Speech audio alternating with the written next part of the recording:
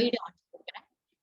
അപ്പൊ നമ്മൾ കഴിഞ്ഞ ദിവസം എന്താ കണ്ടത്? നമ്മൾ പറഞ്ഞ സൊല്യൂഷൻ എന്ന് പറയുന്ന സാധനം കണ്ടു അല്ലെ? നമ്മള് മിക്സ്ചേഴ്സിന്റെ കഥയാണ് പറഞ്ഞുകൊണ്ടിരുന്നത്. മിക്സ്ചേഴ്സ് എന്ന് പറയുന്നത് കുറെ സാധനങ്ങൾ ഒന്നിച്ചു കൂടുന്നതിനെയാണ് നമ്മൾ മിക്സ്ചേഴ്സ് എന്ന് പറയും. അതിൽ തന്നെ സൊല്യൂഷൻ, ഹോമോജനസ് സൊല്യൂഷൻ ഉണ്ട്, ഹെട്രോജനസ് സൊല്യൂഷൻ ഉണ്ട്. ഹോമോജനസ് സൊല്യൂഷൻ എന്ന് പറയുന്നത് വളരെ നന്നായിട്ട് തമ്മിൽ മിക്സ് ആവുന്നവരെ ഹോമോജനസ് സൊല്യൂഷൻ എന്ന് പറയുന്നത് നമ്മൾ പഠിച്ചു. അതേസമയം ഹെട്രോജനസ് സൊല്യൂഷനിൽ കൊളോയിഡ് ഉണ്ട്, അതേപോലെ സസ്പെൻഷൻ ഉണ്ട് എന്ന് നമ്മൾ പഠിച്ചു. എന്നിട്ട് നമ്മൾ കൊളോയിഡിനെ പറ്റിയിട്ട് പറഞ്ഞുകൊണ്ടിരിക്കുന്നുണ്ടായിരുന്നു. കൊളോയിഡിന്റെ പ്രത്യേകത എന്താ? It scatters the beam of light എന്ന് നമ്മൾ പഠിച്ചു. അപ്പൊ ബീം ഓഫ് ലൈറ്റിനെ സ്കാറ്റർ ചെയ്യാൻ പറ്റിക്കഴിഞ്ഞാൽ അതെന്താണെങ്കിലും ലൈറ്റിന്റെ പാത്ത് കാണിക്കും എന്നുള്ളത് നമ്മൾ പഠിച്ചു. നൗ ഇനി നമുക്ക് പഠിക്കാനുള്ളത് എന്താന്ന് വെച്ച് കഴിഞ്ഞാൽ നമുക്ക് ക്ലാസിഫിക്കേഷൻ ഓഫ് കൊളോയിഡ് ആണ് പഠിക്കാനുള്ളത്. Okay, classification of colloid. അപ്പൊ ക്ലാസിഫിക്കേഷൻ ഓഫ് കൊളോയിഡിലെ കൊളോയിഡ് തന്നെ പല ടൈപ്പ് ഉണ്ട്. ഓക്കെ, കൊളോയിഡ് എന്തൊക്കെ ടൈപ്പുകളിലാണ് ഉള്ളത്? So will study that. ഇപ്പൊ തന്നെ പഠിച്ചു പോട്ടോ. സോളിഡ്, ഇത് മൂന്നെണ്ണവും സോളിഡ് ആണ് നമ്മളിപ്പോ പഠിക്കാൻ പോകുന്നത്. ഓക്കെ, ഡിസ്പേഴ്സ്ഡ് ഫേസും ഡിസ്പേർഷൻ മീഡിയം. അപ്പൊ എന്ത് മീഡിയത്തിന്റെ ഉള്ളിലാണ് ഒരു സാധനം വന്ന് ഡിസ്പേഴ്സ് ആയി കിടക്കുന്നത്? ഡിസ്പേഴ്സ്ഡ് ഫേസ് സോളിഡ് ആണെന്ന് വിചാരിച്ചു. ഡിസ്പേഴ്സ്ഡ് ഫേസ് ഇപ്പൊ രണ്ടെണ്ണം ഉണ്ട്, സൊല്യൂട്ടും അതേപോലെ തന്നെ സോൾവെന്റും ഉണ്ട്. അതിന് പകരം നമ്മൾ കൊളോയിഡിൽ പറയുന്ന വാക്കുകളാണ് ഡിസ്പേഴ്സ്ഡ് ഫേസും ഡിസ്പേർഷൻ മീഡിയം. അപ്പൊ ഏതൊരു സൊല്യൂഷൻ എടുത്താലും സൊല്യൂഷന്റെ രണ്ട് ചേട്ടന്മാർ ആരൊക്കെയാണ് കുട്ടികളെ? നമുക്ക് സൊല്യൂട്ടും ഉണ്ട്, കൂട്ടത്തിൽ സോൾവെന്റും ഉണ്ട്. അതേസമയം കൊളോയിഡില് നമ്മൾ എങ്ങനെ പറയുക അതിനെ? കൊളോയിഡില് ദിസ് ഇസ് ലെക്ചർ നോട്ട് ചെയ്തേ, dispersed face, this is dispersion medium, already dispersion medium എന്ന് പറയും. അപ്പൊ ഇത് നോക്കി, ഡിസ്പേഴ്സ്ഡ് ഫേസ് മൂന്നെണ്ണവും സോളിഡ് ആവുന്ന കേസ്. അപ്പൊ അതിന്റെ തന്നെ ഡിസ്പേഴ്സ്ഡ് ഫേസ്, അതായത് നമ്മുടെ ഡിസ്പേഴ്സ്ഡ് ഫേസ് എന്ന് പറയുന്നത് എപ്പോഴും സോളിഡ് ആണെന്ന് വിചാരിച്ചു. സോളിഡിൽ അലിഞ്ഞ we say that to be solid soul. സോളിഡിൽ അലിഞ്ഞ we say that to be solid soul. Solid ലിക്വിഡിൽ അലിഞ്ഞ we say that to be solid. Solid ഗ്യാസിൽ അലിഞ്ഞ ഇറ്റ് ഇസ് എയറോസോൾ. എന്താണെങ്കിലും സോളാണ്. അപ്പൊ സോളിഡിൽ അലിഞ്ഞ സോളിഡ് സോൾ ആണ്, സോളിഡ് ലിക്വിഡിൽ അലിഞ്ഞു കഴിഞ്ഞാൽ സോൾ ആണ്, സോളിഡ് ഗ്യാസിൽ അലിഞ്ഞു കഴിഞ്ഞാൽ എയറോസോൾ ആണ്. ഓക്കെ, ഇനി ലിക്വിഡിന്റെ കാര്യം നമ്മൾ എടുത്തു വിചാരിച്ചോ. നോക്കിക്കോ, ലിക്വിഡ് സോളിഡിൽ അലിഞ്ഞു കഴിഞ്ഞ് കഴിഞ്ഞാൽ ജെല്ലാണ്, ലിക്വിഡിൽ അലിഞ്ഞു കഴിഞ്ഞാൽ എമൾഷൻ ആണ്, ലിക്വിഡ് ഗ്യാസിൽ അലിഞ്ഞു കഴിഞ്ഞാൽ എയറോസോൾ ആണ്. ഇത് നോക്കി, സോളിഡ് ഗ്യാസിൽ അലിഞ്ഞാലും എയറോസോൾ ആണ്, ലിക്വിഡ് ഗ്യാസിൽ അലിഞ്ഞാലും എയറോസോൾ ആണ്. ഇനി ഗ്യാസ് സോളിഡിൽ അലിഞ്ഞാൽ ഇത് സോളിഡ് സോൾ. നോക്കിയ, സോളിഡിൽ അലിഞ്ഞാലും സോളിഡ് സോള്, ഗ്യാസ് സോളിഡിൽ അലിഞ്ഞാലും സോളിഡ് സോള്, അതേപോലെ ഗ്യാസ് ലിക്വിഡിൽ അലിഞ്ഞ ഫോം. ഓക്കെ, ഇതിന് കുറെ എക്സാമ്പിൾസ് ഉണ്ട്. So how we are going to study this is, നമുക്ക് ഒരു കാര്യം ചെയ്യാൻ, നമുക്ക് ഇതിന് റോൾ പ്ലേ ചെയ്യാം. ഓക്കെ, ഓരോന്നിനും ഓരോരോ ആൾക്കാരെ കൊടുക്കാം. സേ ഫോർ എക്സാമ്പിൾ അദ്വൈത് എടുത്തു വിചാരിച്ചോ. എല്ലാവരും വീഡിയോ ഓൺ ചെയ്തിരുന്നേ. This is not going to work. Sagar video on ചെയ്യേ, കൃഷ്ണ, അതിരൻ. ശരി, നമ്മൾ ഇനി പഠിക്കാൻ പോവാണ്. പക്ഷേ അദ്വൈത് ആണെന്ന് വിചാരിച്ചോ. അദ്വൈതിന്റെ പേരെന്താ? Solid soul. എല്ലാവരും പറഞ്ഞ അദ്വൈതിന്റെ പേരെന്താ? സോളിഡ്. ഉറക്കെ പറയും. അപ്പൊ പറഞ്ഞേ, സോളിഡ് സോൾ. എന്താണ് അദ്വൈത്തിന്റെ പേര്? എന്താണ്? Solid sol. അപ്പൊ അദ്വൈത്തിന്റെ dispersion phase and dispersion medium ആരാണ്? കൃഷ്ണ വീഡിയോ ഓൺ ചെയ്യും. See how many.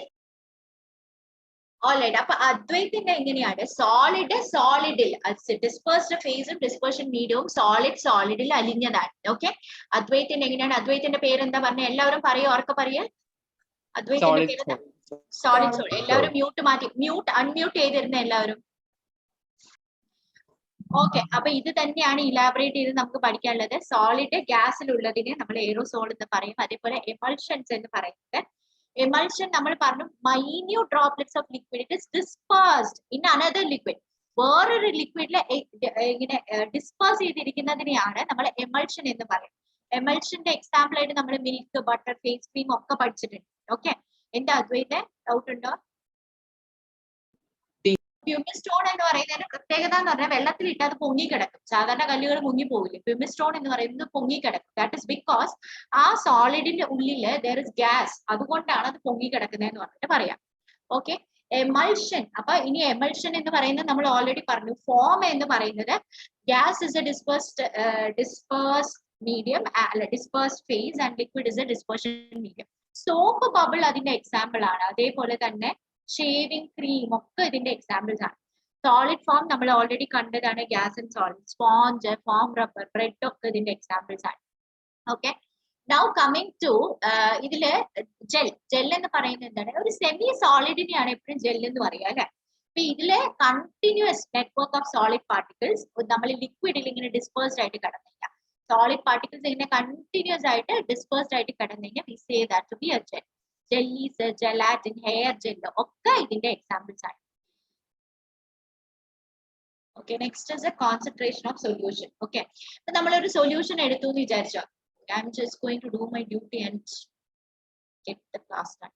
Concentration of solution എന്ന് പറയുന്നത്, see, we have this solvent. A solvent is there.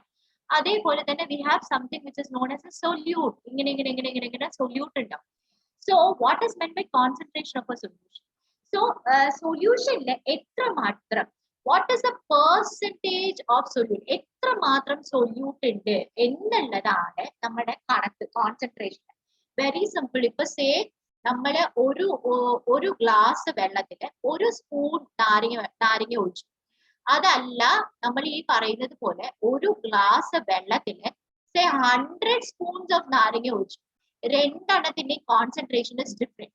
Why is it different? Because the amount of solute is different. Amount of solute per amount of solvent. Amount of solvent. ഇത് രണ്ട് different ആയിട്ടുണ്ട്, അല്ലെ? എത്ര മാത്രം, ഇവിടെ ഒരു spoon മാത്രമേ ഉണ്ടായിരുന്നുള്ളൂ, അതേസമയം ഇവിടെ 100 സ്പൂൺസ് ഉണ്ട്. ഇത് കാരണം നമ്മൾ പറയും amount of solute is different in both the step. അതുകൊണ്ട് തന്നെ നമ്മൾ വേറെ കോൺസെൻട്രേഷൻ ആണെന്ന് പറയും.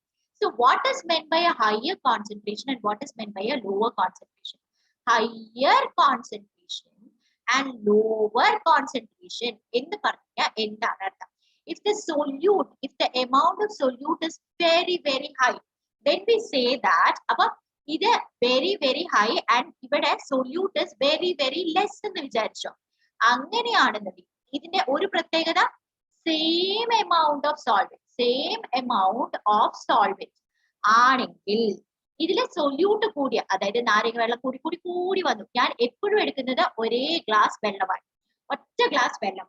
പക്ഷെ സൊല്യൂട്ടിന്റെ അളവ് ഭയങ്കര കൂടുതലാണ്, നാരങ്ങയുടെ അളവ് ഭയങ്കര കൂടുതലാണ്. I say this to be of higher concentration.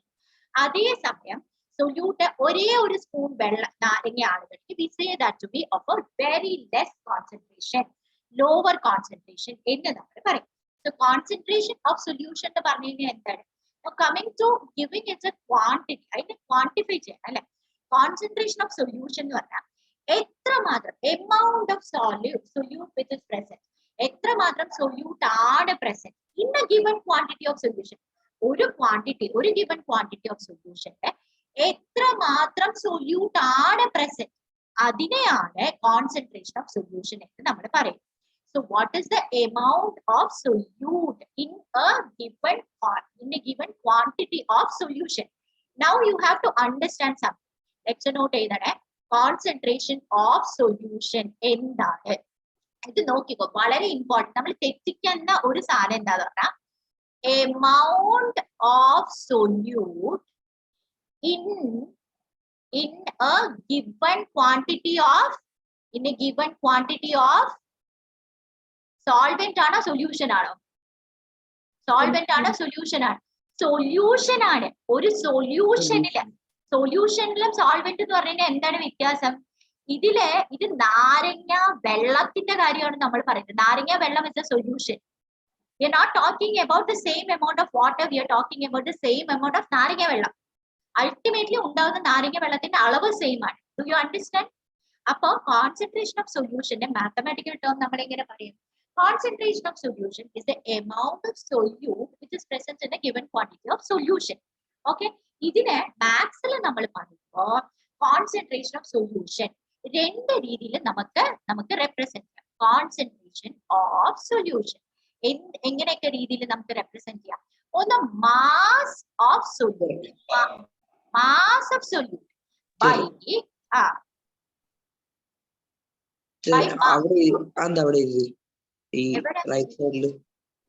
ഇതാണോ ഇതല്ല മേലെ GR ഇന്നെ given അപ്പൊ രണ്ട് രീതിയില് നമുക്ക് എന്ത് എഴുതാം? നമുക്ക് കോൺസെൻട്രേഷനെ റെഫർ ചെയ്യാം. പെർസെന്റേജ് മെത്തേഡ് എന്നാണ് ഇതിനെ പറയുന്നത്. നമുക്ക് മാത്സിൽ റെപ്രസെന്റ് ചെയ്യണം എന്ന് വിചാരിച്ചോ. രണ്ട് സൊല്യൂഷൻസിന്റെ കോൺസെൻട്രേഷൻ എനിക്ക് കമ്പയർ ചെയ്യണമെന്നുണ്ടെങ്കിൽ എല്ലാം കുടിച്ചു നോക്കിയിട്ട് നമുക്ക് കമ്പയർ ചെയ്യാൻ പറ്റുമോ? ഒടുക്കത്തെ ആസിഡ് ആണെന്ന് വിചാരിച്ചോ, ആസിഡിനെ കുടിച്ചു നോക്കിയിട്ട് നമുക്ക് കോൺസെൻട്രേറ്റ് ചെയ്യാൻ പറ്റുമോ? പറ്റില്ല. So we will have to have some kind of mathematical method for comparison. അതിനെയാണ് percentage method in order to refer the concentration. The rendu saanangaluണ്ട്. One concentration of the solution can be represented by mass of the solute by mass of the solution. Solvent alla, I'm so sorry. Mass of the solute by mass of the solution. Okay, solution ആണ് നമ്മൾ എപ്പോഴും എടുക്കുന്നത് എന്ന് ഞാൻ പറഞ്ഞിട്ട് ഞാൻ തന്നെ തെറ്റിച്ചത് കണ്ട. Mass of the solution. ഇനി അഥവാ വേറൊരു രീതി എന്താണെന്ന് വെച്ചാൽ again mass of the solute തന്നെയാണ്, മാസ് ഓഫ് സൊല്യൂട്ട് തന്നെയാണ്.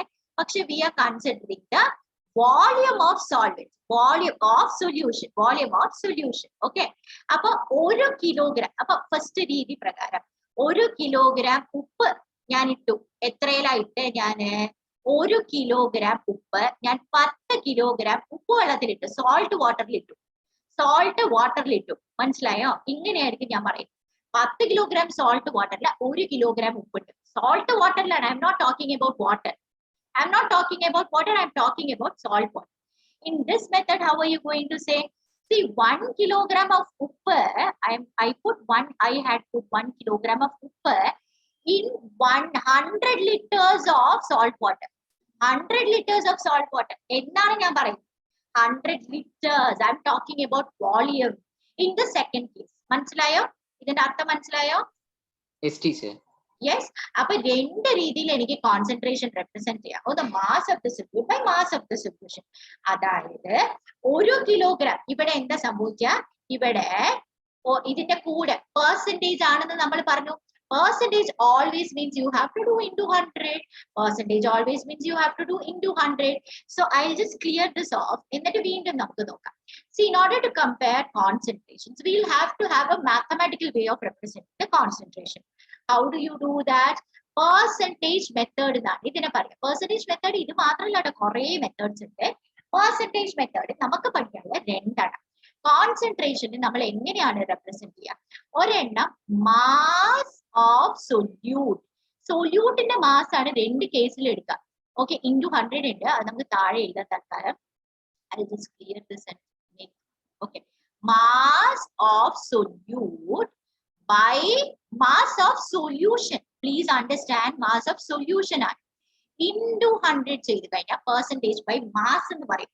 Percentage by mass. അതേസമയം mass of solute തന്നെയാണ് divided by volume of solution. Volume of solution into 100 ചെയ്ത് കഴിഞ്ഞാൽ percentage by volume എന്ന് പറയും. This is known as percentage by volume. This is known as percentage by mass. Okay, ഇങ്ങനെ രണ്ട് മെത്തേഡ്സിന് നമുക്ക് concentration verify ചെയ്യാൻ പറ്റും. Now coming to ഇതിന്റെ പ്രോബ്ലംസ് പിന്നീട് ചെയ്യാം. Now coming to different type of concentrated solutions. Okay, solution തന്നെ എത്രമാത്രം സൊല്യൂട്ട് നമ്മൾ ഇടുന്നുണ്ട് അതിനനുസരിച്ച് നമ്മൾ രണ്ട് രീതിയിൽ ക്ലാസിഫൈ ചെയ്യും. ഓക്കെ, അതിന്റെ എന്തൊക്കെയാണ്? Saturated solution and unsaturated solution. Saturated solution എന്ന് പറഞ്ഞു കഴിഞ്ഞാൽ എന്താണ്? ഒരു ഗ്ലാസ് വെള്ളം നമ്മൾ ഉപ്പിടുമ്പോഴത്തേക്ക് അത് അലിയും. ഓക്കെ, നമ്മൾ നന്നായിട്ട് ഇളക്കി കഴിയുമ്പോൾ അലിഞ്ഞ് അവസാനം അലിയാൻ പറ്റാത്തത്രയും നമ്മൾ ഒരു അളവ് ഉപ്പിട്ടു എന്ന് വിചാരിച്ചു. അപ്പൊ നമ്മള് ലാസ്റ്റ് തരി ഉപ്പ് വന്നു, അപ്പോഴും അലിഞ്ഞു. അടുത്ത തരി ഉപ്പ് വന്നപ്പോ അത് അലിഞ്ഞില്ല, അത് അലിഞ്ഞില്ല എന്ന് വിചാരിച്ചോ. So the maximum quantity of uppa which can be dissolved in a particular level of water, in a particular concentration of water ഉണ്ടാവുമല്ലോ അല്ലെ? അപ്പൊ ഇപ്പൊ സേ ഒരു ഗ്ലാസ് വെള്ളത്തിൽ എനിക്ക് 1 കിലോഗ്രാം ഉപ്പിട്ടാ അത് അലിയും. 1 കിലോഗ്രാമിനെക്കാളും ഒരു തരി കൂടി എന്ന് വിചാരിച്ചോ, അപ്പൊ അലിയില്ല. That is the maximum maximum amount of ഉപ്പ് that can be dissolved in one glass of water. അത്രയും ഇട്ട് കഴിഞ്ഞാൽ we say that to be a saturated solution. We say that to be a saturated solution. അപ്പൊ ഉപ്പിന്റെ അളവ് അതിനേക്കാളും കുറഞ്ഞു കഴിഞ്ഞാൽ we say that to be an unsaturated solution. It is as simple as that. So depending on the amount of solute which is present in the solution. ഒരു സൊല്യൂഷന്റെ hold on. അപ്പൊ ഇത് നോക്കിക്കോട്ടെ കുട്ടികളെ. അപ്പൊ സി എന്താ സംഭവിക്കുന്നതെന്ന് പറഞ്ഞു കഴിഞ്ഞാൽ സേ ഒരു വീണ്ടും ഞാൻ പറയുവാണ്. Okay, ipo etriyo quantity of water you guys have taken. You guys have taken some quantity of water. This quantity of water has a limit, or a particular limit in order to accommodate the solute. Salt in accommodate or a particular limit. If 1 kilogram ആണ് ഉപ്പിന്റെ അളവ് എന്ന് വിചാരിച്ചോ ആവശ്യത്തിന് ആ 1 kilogram ഉള്ള solution ആണ്. So I have 1 kilogram of salt in this. Then I say that it is a saturated solution. If I do not have that kind of amount in this, അങ്ങനെയാണെങ്കിൽ this is an unsaturated solution. But the best part is that ഞാൻ ഇതിനെ ചൂടാക്കി എന്ന് വിചാരിച്ചോ I can actually dissolve 1.2 kilogram എന്ന് പറഞ്ഞിട്ട് എനിക്ക് കൂടുതൽ ഡിസോൾവ് ചെയ്യാൻ പറ്റും. എനിക്ക് കൂടുതൽ ഡിസോൾവ് ചെയ്യാൻ പറ്റും. Now if I am actually cooling it എന്ന് വിചാരിച്ചോ I may be only be able to dissolve 0.8 kg. This is not a true amount. ഇത് ചുമ്മാ എക്സാമ്പിൾസ് ആണ്. 0.8 kg ആണ്. That is എനിക്ക് എത്ര അളവ് ഉപ്പിനെ ഡിസോൾവ് ചെയ്യാന്നുള്ളത് ടെമ്പറേച്ചറിനനുസരിച്ചിട്ട് മാറും. മനസ്സിലായോ? ടെമ്പറേച്ചറിനനുസരിച്ചിട്ട് മാറിക്കൊണ്ടിരിക്കും. So how do I define saturated solution? How do I define unsaturated solution?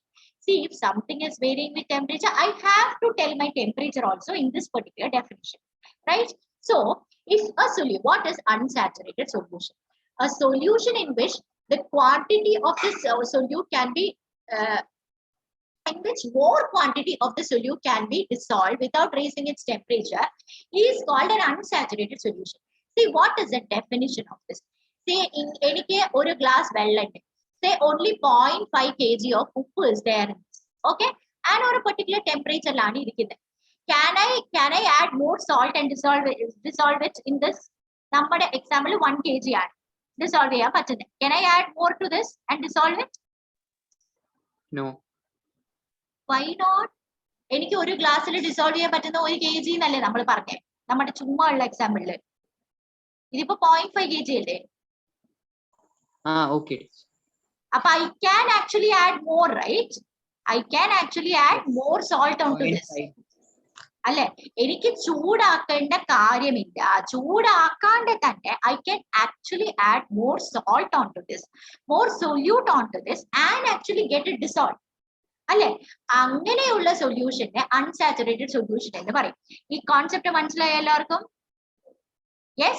So what is unsaturated solution? എന്താണ് unsaturated solution എന്ന് പറഞ്ഞാൽ a solution in which more solute can be dissolved. കുറെ കൂടി സൊല്യൂട്ടിനെ ഡിസോൾവ് ചെയ്യാൻ പറ്റും. എനിക്ക് ടെമ്പറേച്ചർ കൂട്ടേണ്ട കാര്യം കൂടിയില്ല. അങ്ങനെയാണെങ്കിൽ unsaturated. I have space to accommodate more solute. അങ്ങനെയുള്ളവരെ നമ്മൾ unsaturated solution എന്ന് പറയും. So ഇതാണ് unsaturated solution. എനിക്ക് കൂടുതൽ സോൾട്ടിനെ ആഡ് ചെയ്യാൻ പറ്റും. എന്നിട്ട് എനിക്ക് ടെമ്പറേച്ചർ റേസ് ചെയ്യാണ്ട് തന്നെ എനിക്ക് ആ സൊല്യൂട്ടിനെ ഡിസോൾവ് ചെയ്യിപ്പിക്കാൻ പറ്റും. ഓക്കെ, അതായത് സാച്ചുറേറ്റഡ് എമൗണ്ടിൽ നമുക്ക് മാക്സിമം അക്കോമഡേറ്റ് ചെയ്യാൻ പറ്റുന്ന ഒരു സൊല്യൂട്ടിന്റെ എമൗണ്ട് ഉണ്ട്.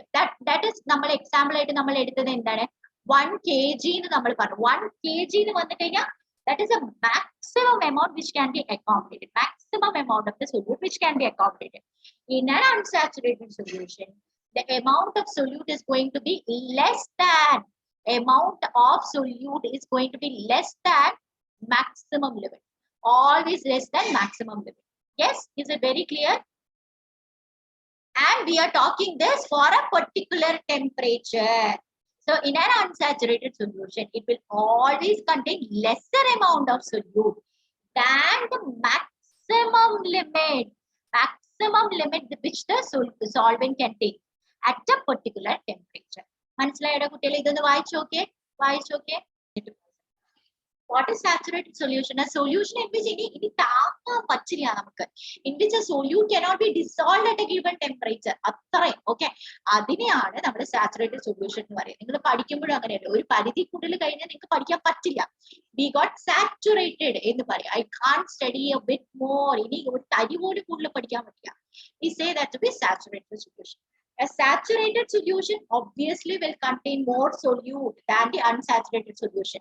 Unsaturated solution എങ്ങനെ പോയാലും saturated solution സംഭവം കൂടുതലായിരിക്കില്ലേ, ഉപ്പ് കൂടുതലായിരിക്കില്ലേ. For example, say 36 gram of sodium chloride. Sodium chloride is ഉപ്പ്. Okay. ഇപ്പൊ say 100 gram of water എടുത്തു നമ്മള്. Okay, 100 gram of water നമ്മൾ എടുത്തു വിചാരിച്ചോ. Okay, 100 gram of water, 100 gram of water is there. ഇതില് 36 gram of NaCl ആണ് dissolve ചെയ്യിപ്പിക്കാൻ പറ്റുന്നത്. ഏത് ടെമ്പറേച്ചറിൽ? 20 ഡിഗ്രി സെൽഷ്യസിൽ. ആകെപ്പാടെ 36 gram of NaCl മാത്രമേ ഇതിൽ ഡിസോൾവ് ആവുള്ളൂ. ഇതിനേക്കാൾ കൂടുതൽ എങ്ങാനും ഇട്ടാൽ അത് ഡിസോൾവ് ആവില്ല, അത് അവിടെ അടിഞ്ഞുകൂടി കിടക്കും. അത് ഡിസോൾവ് ആവാണ്ട് അടിഞ്ഞുകൂടി കിടക്കും. Now what will happen if we heat it? If the saturated solution is heated above the particular temperature, then it becomes unsaturated. ഇതിനെ ഞാൻ 30 degree Celsius ആക്കിയ this becomes unsaturated because I can accommodate more. ചൂടാക്കിയ I can accommodate more, അല്ലെ? അപ്പൊ ഇതിപ്പോ unsaturated ആയി. Okay, അതായത് ഇതിന്റെ solubility കൂടി എന്ന് പറയും. Solubility of the solute increases on heating. എത്രമാത്രം ഡിസോൾവ് ചെയ്യാൻ പറ്റും അതിനെയാണ് solubility എന്ന് പറയാം. Solubility increases on heating. So more and more ഉപ്പ്, which is solute, can be added on raising the temperature. If saturated solution, ഇപ്പൊ say 30 degree Celsius ഇട്ടു, എന്നിട്ട് ഞാൻ 40, നമ്മൾ ഇവിടെ ഒരു സാധനം എടുത്തു 40 degree Celsius ആക്കി, and I actually put in 40 grams of sodium chloride to it. Okay, 100 grams of water തന്നെയാണ്. And I reduced my temperature to 20 degree Celsius. 20 degree Celsius വന്നു കഴിഞ്ഞാൽ എന്ത് സംഭവിക്കും? ഇത് ബാക്കിയുള്ള ഉപ്പ് ക്രിസ്റ്റൽസ് ആയിട്ട് സെപ്പറേറ്റ് ഔട്ട് ചെയ്യും. ബാക്കിയുള്ള ഉപ്പ് ക്രിസ്റ്റൽ ആയിട്ട് സെപ്പറേറ്റ് ഔട്ട് ചെയ്യും. If the saturated solution, say ഒരു particular temperature, അതിലെ saturated solution അതിനെ നമ്മൾ കൂൾ ചെയ്തു വിചാരിച്ചോ. കൂൾ ചെയ്തു to a lower temperature, then കുറച്ച് ഡിസോൾവ് ആയിരിക്കുന്ന സൊല്യൂട്ട് തിരിച്ച് സോളിഡ് ക്രിസ്റ്റൽസ് ആയിട്ട് പുറത്തേക്ക് വരും. ഇതിനെയാണ് ക്രിസ്റ്റലൈസേഷൻ എന്ന് നമ്മൾ പറയുന്നത്. Okay, this is A wonderful method of purification of കുറെ സാധനങ്ങൾ, കുറെ മിനറൽസിന്റെ ഒക്കെ പ്യൂരിഫിക്കേഷൻ ഇമ്പോർട്ടന്റ് ആയിട്ടുള്ള സാധനം. ഒന്ന് വായിച്ചു നോക്കിയുടെ കുട്ടികളെ. Up to study what is solubility. Solubility എന്ന് പറഞ്ഞു കഴിഞ്ഞാൽ എന്താണ്? Solubility എന്ന് പറഞ്ഞു കഴിഞ്ഞാൽ ഇപ്പൊ നമ്മൾ ഇത്ര നേരം നമുക്ക് എത്ര സൊല്യൂട്ടിനെ താങ്ങാൻ പറ്റും, ഒരു സൊല്യൂഷനിലെ എത്ര സൊല്യൂട്ടിനെ താങ്ങാൻ പറ്റും എന്ന് പറഞ്ഞുകൊണ്ടേ ഇരിക്കണ്ടേ, അല്ലെ? അപ്പൊ 100 gram ഓഫ് വെള്ളം എടുത്താൽ, സോൾവെന്റ് എടുത്താൽ, നമ്മൾ പറഞ്ഞു 36 gram ഓഫ് NaCl ആണ് 20 degree Celsius താങ്ങാൻ പറ്റുന്നത്. So what is the maximum amount of solute? എന്താണ് maximum amount of solute? എന്തിന്റെ? which can be dissolved in 100 gram of solvent at a specified temperature. ഒരു specified temperature of course പറയണല്ലോ, എന്തോ ഒരു specified temperature എടുത്തു. specified temperature ഞാൻ എന്ത് ചെയ്തു, നമ്മൾ എന്ത് ചെയ്തു, 100 gram of solvent എടുത്തു. Here it is solvent. 100 gram of solvent എടുത്തു. ഓക്കെ, 100 gram of say വെള്ളം എടുത്തു. ആ 100 gram of solventല് എനിക്ക് എത്ര മാത്രമാണ് മാക്സിമം സൊല്യൂട്ടിനെ ഡിസോൾവ് ചെയ്യിപ്പിക്കാൻ പറ്റുന്നത്? Okay, at A specified temperature. ഇതിനെയാണ് നമ്മൾ solubility എന്ന് പറയാം. What is solubility? maximum amount of the solute which can be dissolved in 100 gram of a solvent at a specified temperature. This is known as solubility. See, solubility രണ്ട് കാര്യം അനുസരിച്ചിട്ട് മാറും. solubility എന്തിനൊക്കെ അനുസരിച്ചിട്ട് മാറും? ഒന്ന് സോൾവെന്റ് ആരാണ്, അതെന്താ കാര്യം? ഇപ്പൊ സേ ഉപ്പ് തന്നെ, ഉപ്പ് എടുത്തു എന്ന് വിചാരിച്ചോ. ഓക്കെ, ഒരു സൊല്യൂട്ടിന്റെ സോളിബിലിറ്റി ആണ് കേട്ടോ പറയുന്നത്. ഉപ്പിന്റെ സോളിബിലിറ്റി നമ്മൾ എടുത്തു, സോൾട്ട് സോളിബിലിറ്റി. ഓക്കെ, ഞാൻ ഈ സോൾവെന്റ് വെള്ളം എടുത്തു, വെള്ളത്തില് 36 gram ആണെന്ന് വിചാരിച്ചോ. അതേസമയം ഞാൻ വേറൊരു സാധനം എടുത്തു, സേ ഓയിൽ എടുത്തു. This will have a totally different solubility. ഉപ്പ് ഇതിൽ അലിയുന്ന പോലെയല്ല ഇതിൽ അലിയുന്ന, ഓയിലിൽ അലിയുന്ന, അല്ലെ? അപ്പൊ this will have a totally different solubility. അതേപോലെ this varies with temperature. You already saw that 20 degree Celsius ഒരു സോളിബിലിറ്റി ആണ്, 30 degree Celsius വേറെ സോളിബിലിറ്റി ആണ്. അപ്പൊ two things are going to affect your solubility, not your solubility, solute in the solubility. എന്തൊക്കെയാണ്? ഏത് solvent ആണ് നിങ്ങൾ എടുക്കണേ? രണ്ടാമത് ടെമ്പറേച്ചർ എന്താണ് നിങ്ങൾ എടുക്കുന്നത്? Now coming to the next point, solubility എന്ന് വായിക്കട്ടെ കുട്ടികളെ. Okay, now coming to physical and chemical changes. കേട്ടോ, അപ്പൊ ഇനിയിപ്പോ നമുക്ക് തോന്നുന്നു ടോട്ടലി ഡിഫറെന്റ് ആയിട്ടുള്ള ഒരു ടോപ്പിക് ആണ്. അതായത് ഫിസിക്കൽ ആൻഡ് കെമിക്കൽ ചേഞ്ച് എന്ന് പറയുന്നത് എന്താ ഒരു ചേഞ്ച്, ഇപ്പൊ എന്ത് ചേഞ്ച് ആണെന്ന് ഇരിക്കട്ടെ, ഓക്കെ, അതെന്തോ ഒരു ചേഞ്ച് ഉണ്ട്. ആ ചേഞ്ച് എന്ന് പറയുന്നത് can be classified to physical and chemical change. Ice ഉരുകി എന്ന് വിചാരിച്ചു, ഐസ് ഉരുകുന്നത് ഇറ്റ് ഇസ് എ ചേഞ്ച്. ആ change can be classified into a physical change or a chemical change. ഇത് ഫിസിക്കലി നടക്കുന്ന സാധനം, കെമിക്കലി നടക്കുന്ന സാധനം. അപ്പൊ സാധാരണഗതിയിൽ ഇപ്പൊ റബ്ബർ ബാൻഡ് വലിച്ചു, ഓക്കെ, റബ്ബർ ബാൻഡ് വലിച്ചു കഴിഞ്ഞാൽ this is a physical change. No new substances are form. ചേഞ്ചസില് ന്യൂ സബ്സ്റ്റൻസസ് ഫോം ആവുന്നുണ്ടോ? ന്യൂ സബ്സ്റ്റൻസ് ഫോംഡ് ആണോ? ഓക്കെ, ആണെങ്കിൽ it is a chemical change. അതേസമയം no new substances form, then it is known as ഇത് physical change. New substance formed ആണെങ്കിൽ chemical change. No new substances form, new substance form ആയില്ല, then it is a physical change. Okay, ഇപ്പൊ say physical ചേഞ്ചിൽ എന്തൊക്കെ പറയാൻ പറ്റും? Rubber band വലിച്ചു, stretching of rubber band. അതേപോലെ ഐസ് ഉരുകി എന്ന് വിചാരിച്ചോ, ഐസ്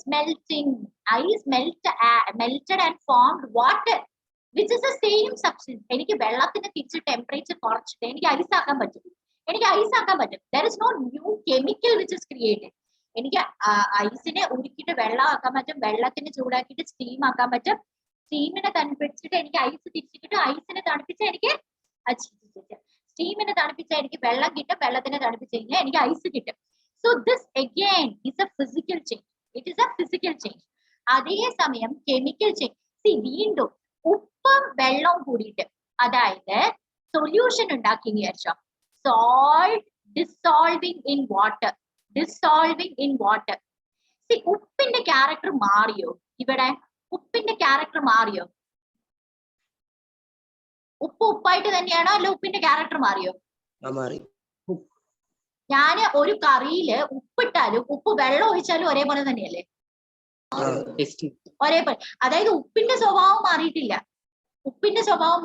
വെള്ളത്തിന്റെ സ്വഭാവം മാറിയിട്ടില്ല.